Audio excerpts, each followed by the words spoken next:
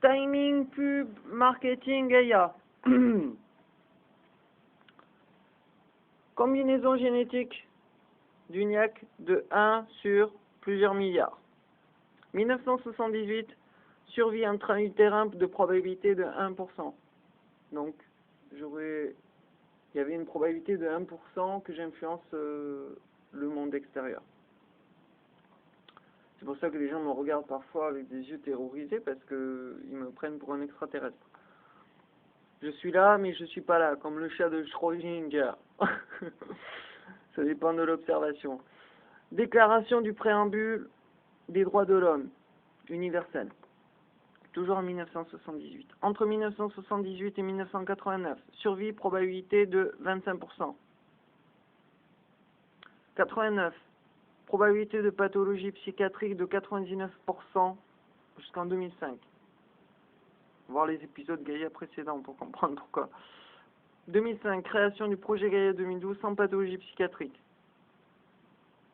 2007-2008, crise mondiale alimentaire, suivie d'une crise économique, qui a fait la richesse uniquement des spéculateurs. Qui sont où ces putains de spéculateurs? Ah oui. Une crise, c'est le business des spéculateurs. Une crise mondiale, c'est les guerres, les armes, les médicaments, les produits Nestlé, etc. Donc on voit bien que les méchants sont les 20% de la population mondiale. 2010-2011, révolution du jasmin provoquée par mon bain de jasmin, parce que j'ai été immobilisé. Été 2010, au Pakistan et en Afrique. Maintenant je comprends pourquoi, oui, ok, d'accord, mais si vous partagez pas l'information, les services spéciaux, là, je vous explique, CIA, DG, ceci, vous ne partagez pas l'information, c'est ça. Je suis en train de vous donner une leçon, en fait. Vous êtes dans la cachotterie. Votre pouvoir vient du fait qu'on ne vous voit pas. Mais là, rien que par le téléphone, rien que les événements par rapport à mon blocage au Pakistan et en Afrique de l'Ouest, alors que j'ai tous les papiers prouvant qu'ils veulent que je vienne, mon immobilisation un peu grossier là sur une affaire d'arnaque, franchement quoi, avec Philippe Zouliani, c'est trop voyant quoi. Enfin, avec tout ce que j'ai décrit derrière, je vous dis que la puissance de la transparence absolue en termes de stratégie, si je décris toutes les possibilités que je peux faire suivant vos provocations, du simple citoyen aux plus hautes institutions, et que même l'observateur qui est observé, ça je l'ai appris de ma mouette, je l'observais en train de m'observer, je me suis dit que du simple citoyen aux plus hautes institutions, vous me provoquez un petit peu pour pouvoir révéler, quand je suis en rogne, qui je suis. Et même quand je suis au pied du mur, j'hésite à contacter la CAF, les HLM, par rapport à Philippe Zouliani, pour le détruire en toute égalité, puisque je suis en procédure avec lui, puisqu'il fraude à la CAF et aux HLM. Donc, et quand je dis à la disciple de Maître Marianne, mon avocat, que même au pied du mur, j'hésite à franchir, à dégainer, à slasher, à découper ma cible en deux, pour imager, je n'y arrive pas, c'est plus fort que moi, je n'arrive pas à détester les méchants, je n'arrive pas à détester les femmes chaudes.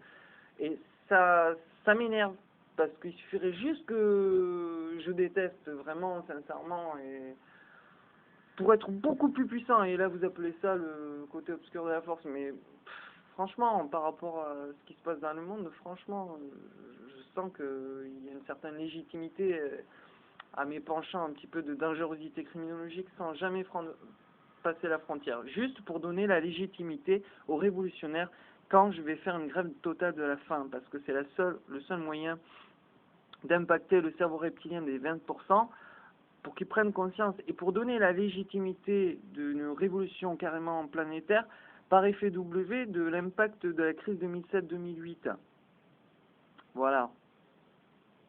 Donc ce qui va provoquer une tentative d'exportation de la Constitution française, ou l'ingérence française qui place les dictatures, puis qui soutient la révolution, et démontrer, en plus de l'attaque pirate du G20 au ministère des Finances, prouve qu'ils ne pourront pas être en impunité tout le temps, donc leur pouvoir est vraiment temporaire.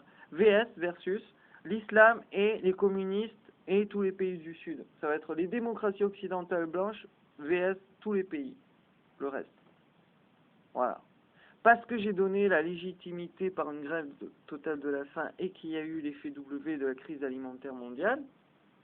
Voilà, il va y avoir une nouvelle crise alimentaire mondiale aux alentours de la période du 21-12-2012. Et du coup, en impactant votre cerveau reptilien, du coup, vous allez faire des associations d'idées, forcément, d'extrapolation. Et peu importe, en fait, qui je suis ou ce que je représente, en fait. Là, en fait, vous avez tout, quoi. Et tous les services spéciaux qui ont plus d'informations que le ministère de la Justice, les disciples Gaïa Hacker peuvent avoir les mêmes informations. Donc, les services spéciaux, ils sont dans l'illégalité totale. Donc, à partir de là, toutes les informations qu'ils ont me concernant, vous, les hackers qui êtes aussi dans l'illégalité, je pense qu'un procès pénal international me donnerait raison. C'est-à-dire que là, ce que je vais dire est tout à fait légal. C'est-à-dire que puisque les services spéciaux violent mes droits de citoyen français, il est légitime, puisqu'ils ne veulent pas me fournir toutes ces informations qu'ils ont sur moi pour que je puisse les diffuser sur mes blogs, que je dise à mes disciples hackers qu'un jour j'aimerais qu'ils diffusent les informations que les services spéciaux illégalement ont sur moi. Parce que moi, ce qui m'intéresse, c'est d'avoir toutes les informations, les mêmes courantes, machin, les trucs téléphoniques, etc. Donc voilà, tout ça pour légitimer finalement une révolution mondiale qui va tout simplement massacrer le business des 20%. C'est ce que j'ai dit à la DGSE. D'où peut-être ils ont lancé la révolution du jasmin suite à mon bain de jasmin, à mon ras-le-bol, quoi. Voilà. Mais je suis toujours à 1%, vous pouvez y aller, hein. Moi aussi, je suis très curieux de savoir jusqu'où je peux encaisser. Et, enfin, vous connaissez la suite. Et du coup, là, il y a un grand point d'interrogation. Moi, je sais. Les services spéciaux, ils savent aussi. Mais si on sait, c'est que les 20% de la population mondiale et les 80% ont leur mot à dire. Et je pense qu'en toute humilité, sans fausse humilité, je peux dire qu'il y a un petit point d'interrogation dans un gros point d'interrogation qui n'est pas un point d'interrogation, c'est plutôt un point d'exclamation en disant « je vous avais prévenu que ça allait péter ».